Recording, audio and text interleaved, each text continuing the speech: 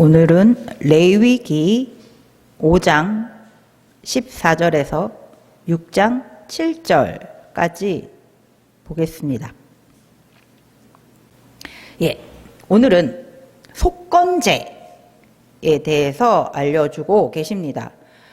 레위기는 하나님께 제사를 드리는 것부터 지금 시작을 하고 있습니다.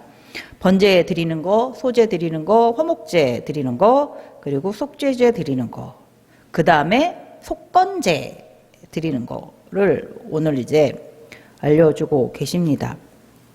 속건제는 속죄제하고 좀 비슷해요. 그러니까 번제나 소제나 화목제는 내가 감동을 받아서 하나님께 번제를 드리고 싶어, 소제를 드리고 싶어, 화목제를 드리고 싶어 하면 이렇게 자발적으로 하나님께 드릴 수 있는 거라면, 속죄제하고 속건제는 내가 죄를 지었어요. 그러면 사함을 받기 위해서 무조건 하나님께 제사를 드려야지 되는 거예요. 그래서 속죄제는 누가 지었는가에 따라서 하나님께서 소를 드리기도 하고, 양을 드려야지 되기도 하고, 염소를 드려야지 되기도 하고, 비둘기까지도 되고, 뭐 고운 가루까지도 괜찮다고 이렇게 차이를 두셨다면, 속건제는 조금 특이한 게 있다면 무조건 순양을 드려야지 되는 거예요. 하나님의 성물이나 아니면 다른 이웃의 물건을 어떤 손해를 입히거나 피해를 입히게 되었을 때 제사를 드리는 그 속건 제물로는 순양만 하나님께서 드리라고 하셨습니다. 그리고 꼭 손에 입힌 것에 대하여 보상, 배상을 해주어야지 된다고 하세요. 하나님의 성물에 만약에 손해를 입힌 거라면 그걸 거기에 합당한 금액에 플러스 5분의 1, 20%를 더 해가지고 배상을 해줘야지 되는 거예요. 하나님의 성물이든지 아니면 어떤 우리 옆집 사람 거라든지 이웃의 그 물건에 대해서도 똑같이 5분의 1을 더해서 20%를 더해가지고 보상을 해줘야지 돼요. 이 두 개가 같이 이루어져야지 되는 거예요. 내가 피해 입힌 것에 대하여, 손해 입힌 것에 대해서 보상해 주는 거, 배상해 주는 것과 같이 순양을 제물로 드리는, 같이 이루어져야지 하나님께서 그것이 속건제다라고 말씀해 주시는 거예요. 순양만 드리는 것으로는 안 되고, 그 피해 입힌 것에 대하여 보상을 같이 꼭 해 주어야지 되는 거다라고 말씀해 주고 계세요.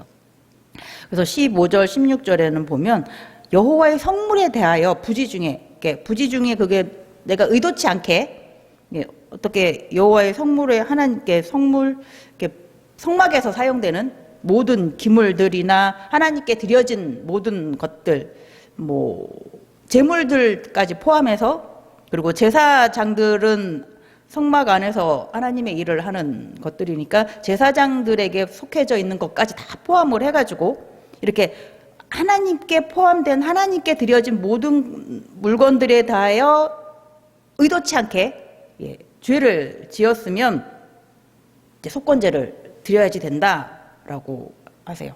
네, 순양을 이제 여기서는 네가 지정한 가치에 따라서 성소의 세겔로 이렇게 정하라고 하셨으니까, 처음에는 모세에게 알려주셨으니까 모세가 정했겠죠. 나중에는 이제 제사장들이 정했겠죠. 이것이 어느 정도의 가치인가를 따져야지 되는 거예요. 그래야지 배상을 해줄 수가 있고 보상을 해줄 수가 있으니까, 내가 의도치 않게 하나님의 성물에 대해서 지금 죄를 저질렀어요. 이게 피해가 일어났어요. 그러면 이것이 값어치가 어느 정도인지를 따져야지 되는 거예요, 제사장은. 그래서 이게 어느 정도 값어치가 되겠다라고 하면 거기에 상응하는 이제 순양을 드리고 거기에 5분의 1을 더해가지고 제사장에게 이제 드려야지 되는 거예요. 만약에 내가 실수를 해가지고 피해를 입힌 그 성물이 한 5세겔이다 그러면 5분의 1이니까 계산하기 편하게 하려고 5세겔이니까 1세겔을 더해가지고 6세겔을 제사장에게 이렇게 보상을 해 줘야지 되는 겁니다. 그리고 순양도 이제 하나님께 드려야지 돼요. 순양은 피를 받아가지고 번제단 사면에 뿌리고, 양 지난번에 화목제 드릴 때 보셨죠? 양 꼬리가 길다라고 했잖아요. 거기에 기름이 아주 많다라고 했잖아요.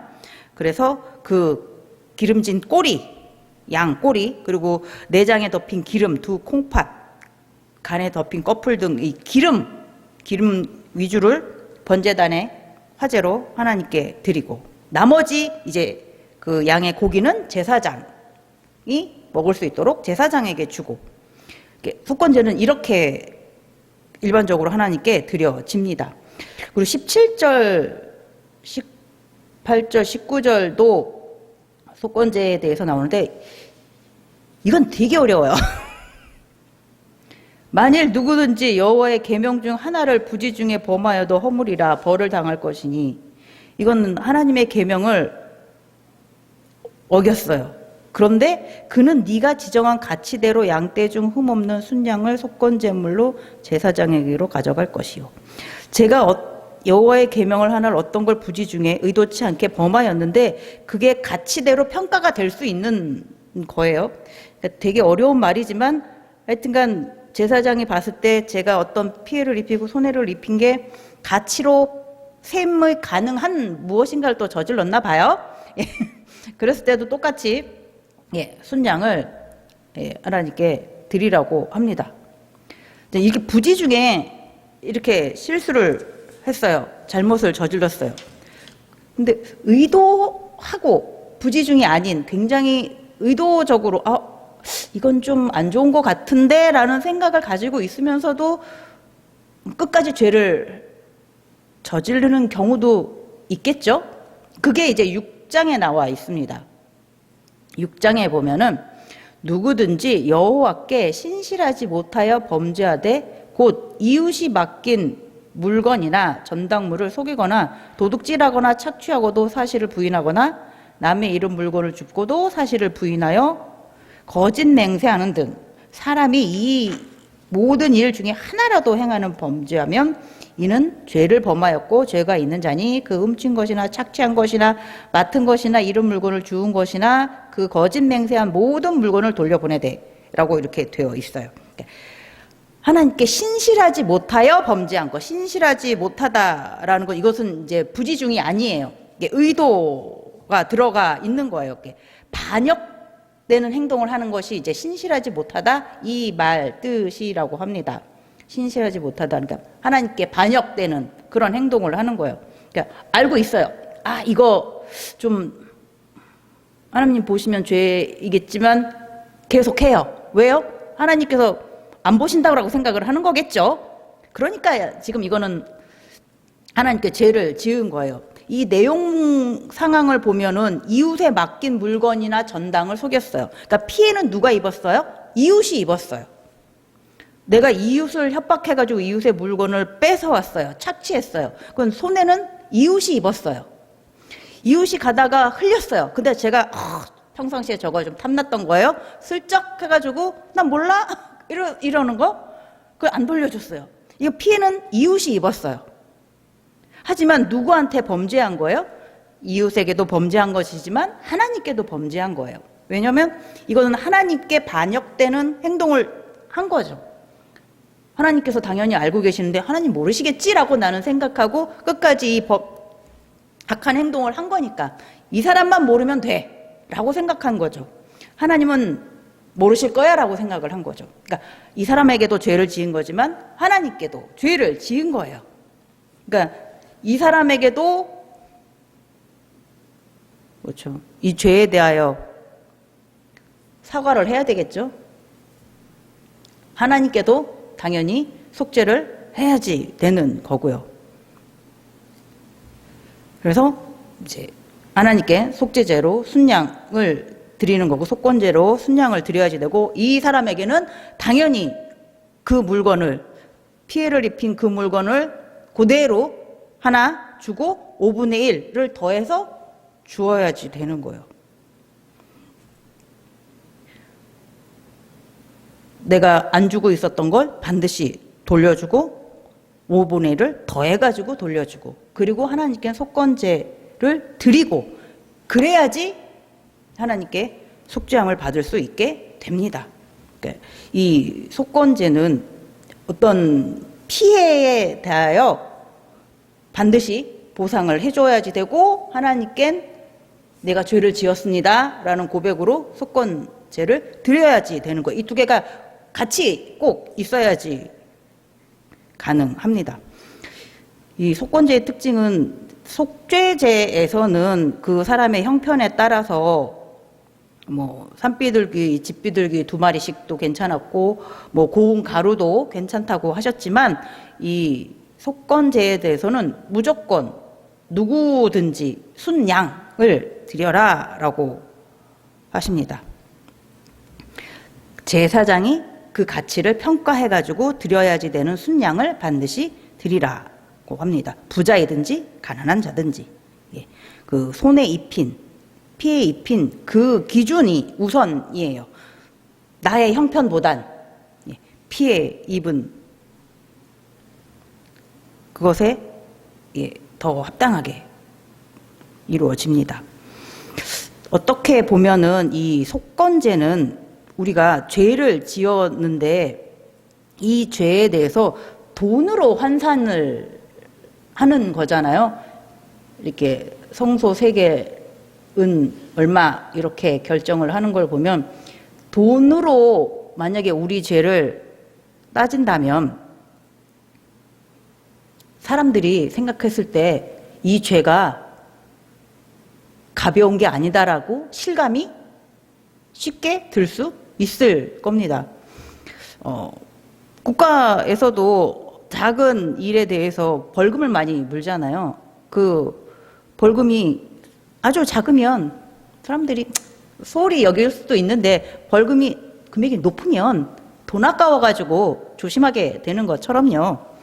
이 사람들은 돈을 좋아하니까 그리고 돈과 관련이 되면 이게 이해력이 좀 높아지죠. 돈과 관련되면 머리가 이제 이해가 빨리 되기 시작하잖아요. 그러니까 이 죄를 빚, 돈과 이렇게 연관을 시켜 주심으로 인해서 사람들이 이 죄는 갚아야지 되는 거야. 이걸 돈으로 갚아야지 되는 거야. 5분의 1을 더 해가지고 내가 꼭 갚아야지 되는 거야. 그리고 내 순양도 하나님께 또 드려줘. 그러니까 손해가 이만저만이 아니잖아요. 그러니까 이게 현실적으로 확 와닿는 거죠. 죄, 이건 빚이야.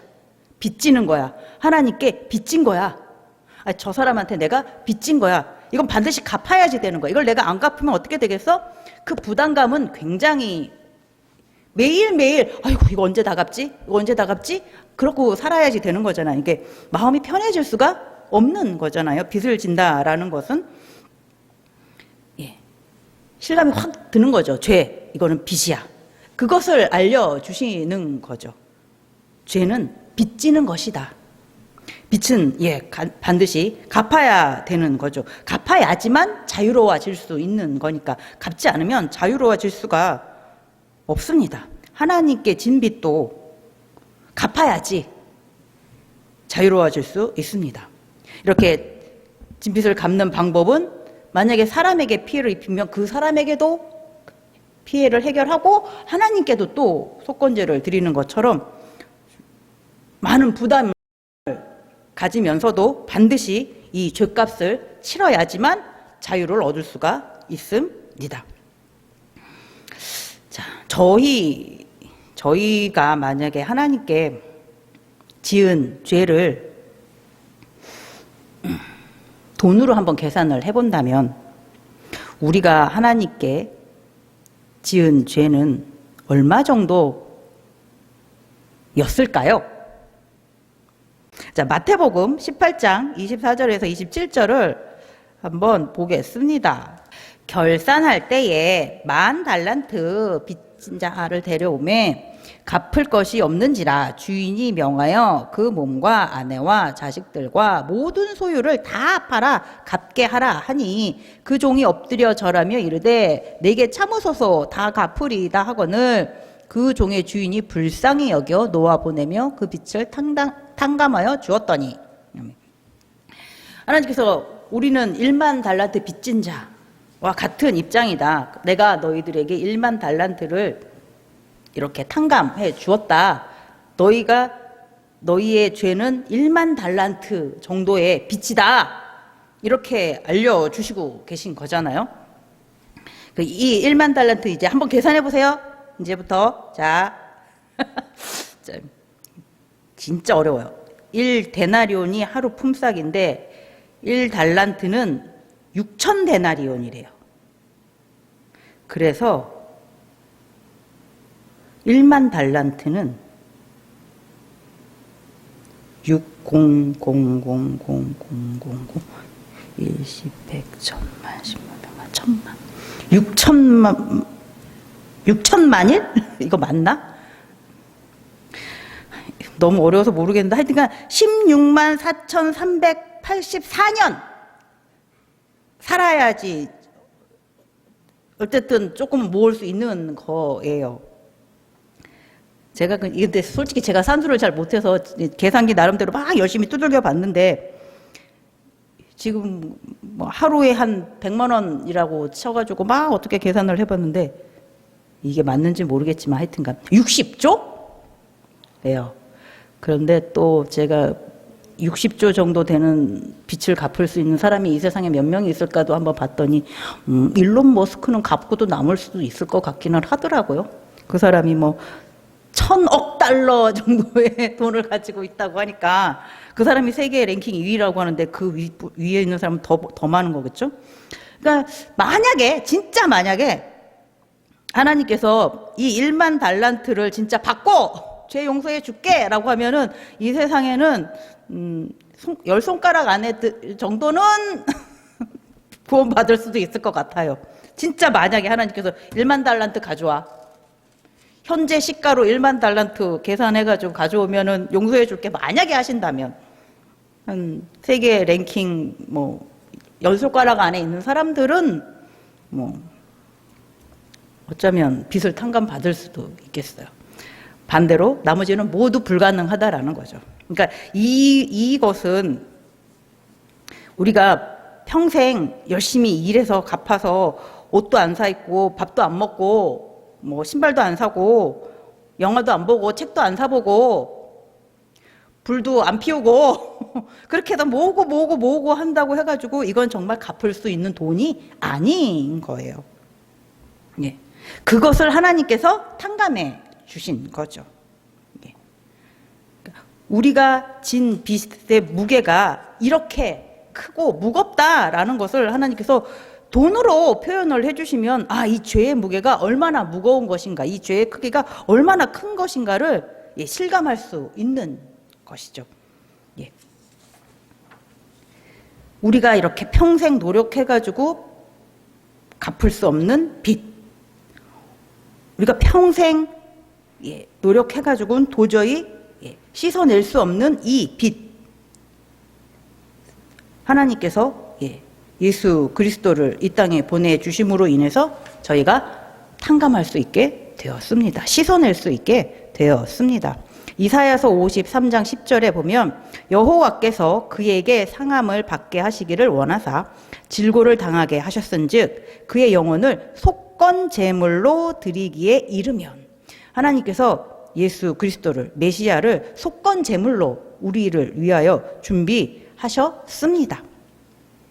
골로새서 2장 14절에 우리를 거스르고 불리하게 하는 법조문으로 쓴 증서를 지우시고 제하여 버리사 십자가에 못 박으시고, 우리를 거스르고 우리에게 불리한 법조문, 우리의 죄가 기록되어 있는 그 법조문, 그것을 씻으셨어요. 제하여 버리셨어요. 무엇으로요? 예수님께서 십자가에서 흘리신 피로 제하여 주셨습니다. 예수님께서 십자가에 흘리신 피로 말미암아 우리의 죄가 씻어졌습니다. 예수님께서 우리 죄에 대해서 속건 제물이 되어 주셨기 때문입니다.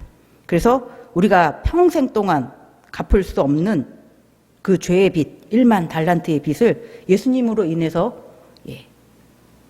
갚을 수 있게 되었습니다. 예수님께서 우리를 죄에서, 빚에서 해방시켜 주신 거죠. 우리를 자유롭게 해 주셨습니다. 이렇게 우리가 예수님께 받은 은혜는 너무나 큰 은혜입니다. 이 은혜를 감사합니다 라는 말로 한다면 며칠을 하면 할 수 있을까요?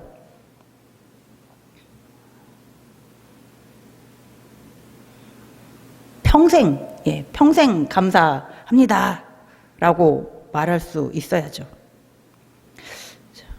한순간도 감사하지 않을 수가 없는 겁니다. 평생 갚아도 갚을 수 없는 빚을 탕감받았으니 그 감사합니다라는 고백은 평생 해도 모자라죠. 그런데 우리는 매 순간 예수님께 과연 감사하고 있으신가요? 누가복음 7장 47절을 같이 보겠습니다. 이러므로 내가 네게 말하노니 그의 많은 죄가 사하여졌도다. 이는 그의 사랑함이 많음이라. 사함을 받은 일이 적은 자는 적게 사랑하느니라. 예수님께 향유를 드린 여인에 대해서 하신 말씀이시죠. 사함을 받은 일이 적은 자는 적게 사랑한다라고 말씀해 주시잖아요. 그러니까 우리가 하나님께 빚진 것이 적다, 우리가 예수님께 빚진 것이 적다라고 생각한다면, 내가 지은 죄가 적다라고 생각을 한다면, 이 정도는 내가 갚을 수 있는 건데 나의 죄는 좀 적어라고 생각을 한다면 예수님을 적게 사랑하는 거죠. 우리가 매 순간 우리를 죄에서 구원해 주신 예수님을 감사하지 않는다는 것은 예수님께 받은 그 은혜가, 그 사랑이 적다라고 느끼기 때문인 거죠. 우리가 탕감받은 이 빚이 적은 금액이다라고 생각하고 있기 때문에, 내가 하나님께 지은 죄가 좀 작은 거 아닌가? 라고 생각을 했기 때문에, 내가 노력하면은 갚을 수 있는 거지 라고 생각을 했었기 때문에, 이 죄가, 이 빚이 적은 것이라고 생각을 했기 때문에 예수님께서 이렇게 십자가에서 피 흘려 돌아가신 게 굳이 그렇게까지 와닿지 않아서, 그래서 그 감사한 마음이 크지 않아서, 그래서 우리는 예수님께 감사하다는 표현을 많이 하지 않는 것은 아닌가. 정말 우리가 평생 갚아도 갚을 수 없는, 내 몸과 아내와 자식과 소유를 모두 다 팔아도 갚을 수 없는 진짜 큰 빚, 큰 은혜를 입은 것이다 라고 생각을 진짜 한다면, 매 순간순간 예수님을 생각할 때마다 감사하지 않을 수가 없는 것이죠. 근데 그것을 우리가 잊는다면, 매 순간 예수님께 감사하지 않고 살아간다는 것은 그 은혜가 크지 않다라고 느낄 때가 있다라는 것이겠죠. 우리는 우리의 노력으로서는 죄에서 벗어날 수 없습니다. 완전히 선한 삶을 우리의 노력으로는 살 수가 없습니다. 그래서 우리 스스로는 이 죄값을 다 치를 수가 없어요. 죄값을 치르지 않는 자는 그 죄의 삭을 받겠죠. 죄의 삭은 사망입니다. 우리는 죄에서는, 이 세상에선 자유롭게 살 수가 없습니다. 우리를 자유롭게 살 수 있게 해주신 것은 오직 예수님의 은혜죠. 하나님의 사랑입니다. 예수님께서 십자가에 피 흘려 돌아가신, 감당해 주신 그 사랑으로 인해서 우리가 죄를 씻어낼 수 있게 되었습니다. 죄값을 다 지불할 수 있게 되었습니다. 마지막으로 에베소서 2장 5절 2장 8절 이렇게 같이 한번 읽어보겠습니다. 허물로 죽은 우리를 그리스도와 함께 살리셨고 너희를 은혜로 구원을 받은 것이라. 너희는 그 은혜에 의하여 믿음으로 말미암아 구원을 받았으니 이것은 너희에게서 난 것이 아니요 하나님의 선물이라. 예, 우리는 우리의 허물 때문에 죄의 삭으로 사망을 받아야 되는 사람이었습니다. 그런데 우리가 예수 그리스도의 은혜로 그 십자가 보혈로 인하여 우리가 하나님의 자녀로 지금 이렇게 살아가는 은혜를 받았습니다. 예, 이것은 우리의 노력으로 얻어진 게 아닙니다. 온전히 하나님께서 주신 선물이시죠. 우리를 죄의 빛을 탕감해 주신 것도 너무나 감사한데 하나님의 자녀라는 이 귀한 은혜를 또 더 받았습니다. 매 순간 하나님께 예수님께 감사하는 우리가 되어야 됩니다. 죄의 빛에서 자유를 주신 예수님께 예수님을 또한 이 땅에 보내주신 하나님께 매 순간 감사의 고백을 하는 우리가 되어야겠습니다. 그래서 하나님께서 주시는 그 구원의 은혜, 자유의 기쁨을 누리시면서 또 감사의 찬양을 드리는 우리가 모두가 되기를 바랍니다. 기도하겠습니다.